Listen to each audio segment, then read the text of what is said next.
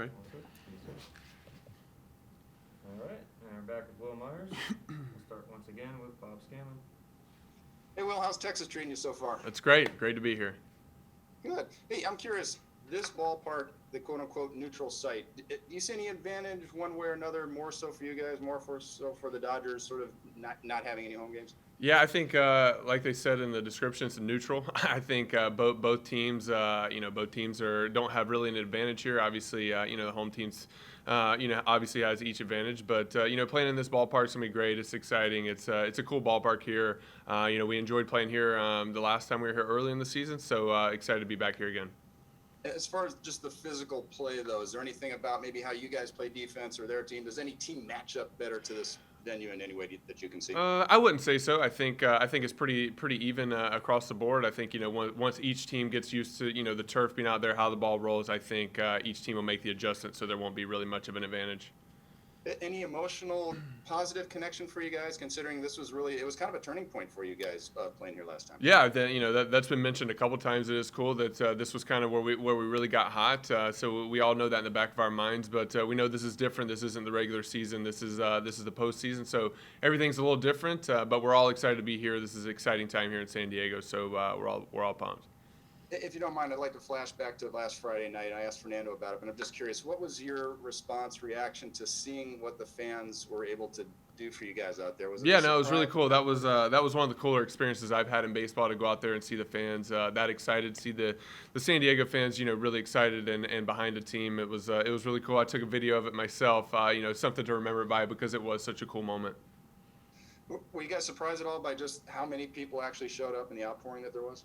Yeah, I guess a little bit. We hadn't seen that really all year. We've had a few of them out there during the season, but to go out there and have that playoff series and those guys be behind us, it was really cool to see the fans do that.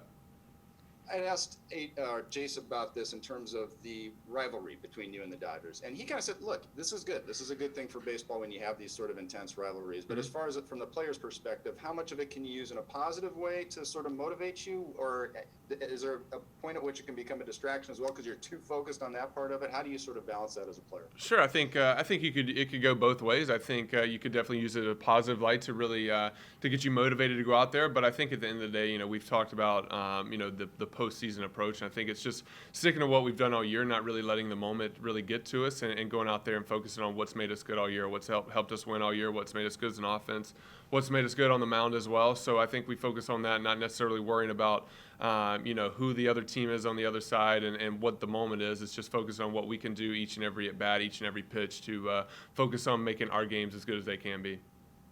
Thanks, Will. Good luck tomorrow. Thank you. Annie Halvern. Hey, Will, for you to have Maggie here and for other players to have their wives or their kids, their families here, what does that mean to you? What does that do for you guys to have them share the experience with you? Yeah, it's really cool. Anytime you can have your families along, it's a lot of fun to share this experience with. This is not something that comes around all the time. It's really cool to be here for the players, but also to be able to experience it with the wives and families as well. It's really cool. Where they set us up in a nice hotel, and they'll be able to come here and watch the games, which will be fun as well. So it was really cool that Major League Baseball allowed that, and we can have them here to support. Yeah, just on that, I mean, because there was a time that they weren't sure they were going to be able to come, does it just mean a little bit more that during this whole pandemic, you finally have them here for this? Yeah, no, it's definitely exciting. It's definitely cool to have those roles where nobody could really watch, and then those guys to be able to come here and watch us play and support. So it's really cool to have that. Thanks. AJ Cassaville. Well, what do you remember about the first time you guys were in Texas, and maybe kind of the vibe of the team coming off that loss in Arizona? You had a couple injuries. And then what was it about those couple games that kind of seemed to ignite this season to get to where it got to? Yeah, I feel like for us, I feel like it was kind of everything came together as one. I feel like, offensively, we had swung the bat pretty well, from an individual standpoint. I feel like same with our pitching side. We have individuals had thrown the ball well. I feel like at that point here in Texas, I feel like everything kind of clicked together. I felt like from the offensive side, we still started really working pitchers, started working innings, not just relying on that home run. I felt like we were, as an offense, really coming together and playing well together, and especially from a pitching side, I felt like those are the guys that really turned it around around. I feel like, they started off slow, but that was the time where they came around and really started to shut the door. That was the time where our pitching staff really stepped up. But I think from the offensive side as well, we hit our strides in being a complete offense instead of having a few hitters hit well. I feel like for us, we were able to kind of get some things going and really learn who we were as a team and continue that forward. So it is cool to be back here in that same moment, in that same stadium where those things started, but we have to keep continuing that going.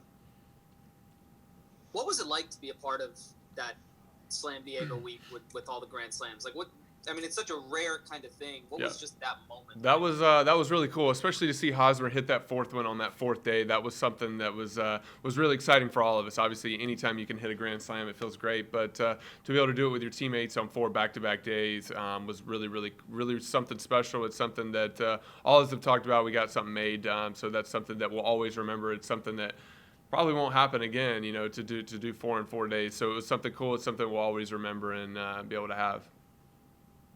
Next we'll go to John Rossi. Thanks, Will. A couple ones for me. Overall, what would you say are the biggest reasons, either on or off the field, that explain why your numbers have been so great all season long? I think for me it was this off season with Damian Easley really coming together with a plan. Something to keep me consistent over the years. I feel like for me, it's always been the consistent factor. It's never been my ability. So I feel like for me and Ease came up with something. I had a guy in Tony Womack to help me this offseason hit. So for me this season, it's been a lot of sticking to one thing, not letting me, go to a few different ways to hit, just sticking with one plan and focusing on that each and every at bat. It's not really been some drastic change. It's really been a mental approach and focusing on one thing each and every pitch and trying to make that adjustment pitch to pitch. Great. And then in the clubhouse for you, Will, how much optimism is there that you'll have Lamet and Clevenger here in this series? Yeah, I know Clevenger threw a bullpen yesterday. I think things went well. I know there's some optimism in our clubhouse right now. Obviously, they don't tell the right fielder about how the pitchers are progressing, so I don't know specifically what's going on there. But I do know we've had some good days back-to-back. I do know Clevenger threw a bullpen there yesterday, which can only mean good things. But right now, it seems pretty optimistic that some of those guys will be in there, so we're looking forward to that news as well. Great. Thanks, Will. Mm-hmm. Next we'll go to Bryce Miller. Hey, Will.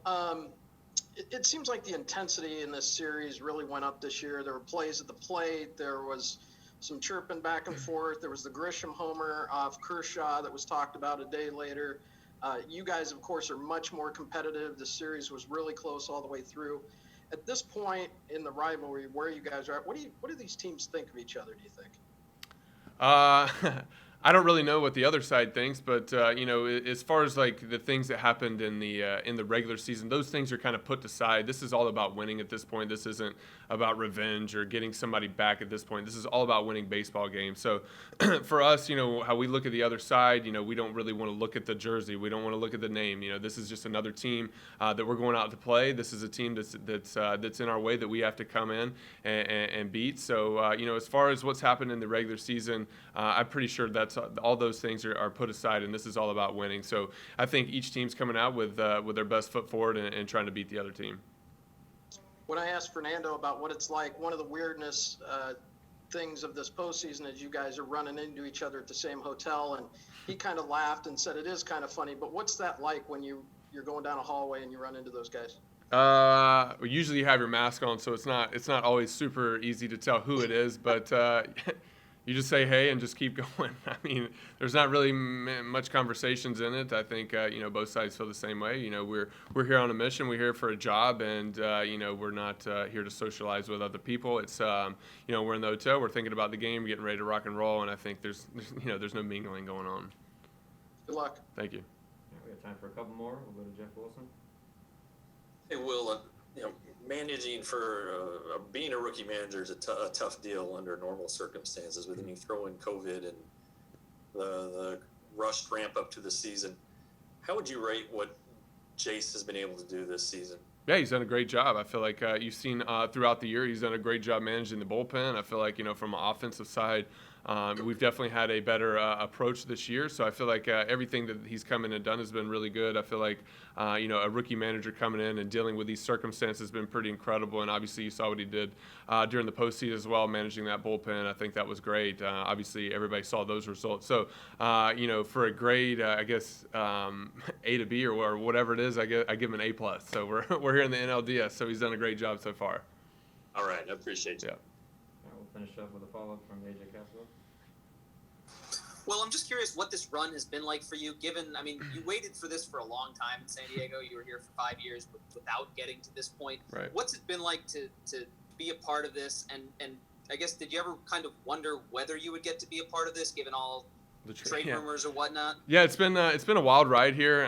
It's been a lot of fun. It's pretty cool to be a player that goes through an entire rebuild process. I know I've said that before, but it is something cool. You see the lowest of lows and the highest of highs.